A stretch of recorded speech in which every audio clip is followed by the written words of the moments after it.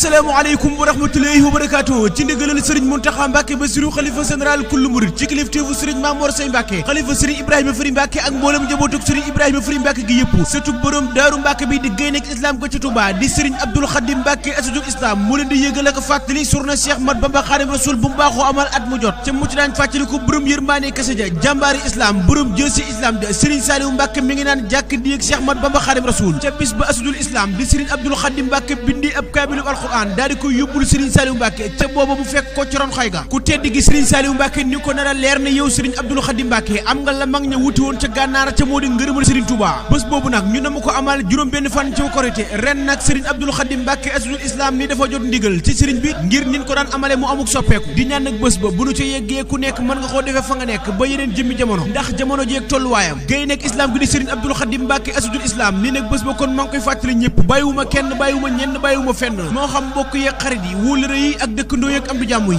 ak mbooleem taalibe yi ci réew mi ak yee ci bitim réew Serigne bi di ko fàttali itam mbooleem daara yi nga xam ne daana jàpp ci bés ba ci njàngum alquran mi ak xaside yi Serigne Abdoul Khadim Mbacké asadul islam ni nag maa ngi ñaan ci àdduna bi yàlla wàcc fi jàmm ak xéewal rawatina ci réew mii di Sénégal di ñaan itam suñu borom def ci nawet bi nawetub jàmm te berkeel di ñaan yàlla ci mbooleem xaajo yi lépp faju wakaanali bil abdali waxaadali takarruma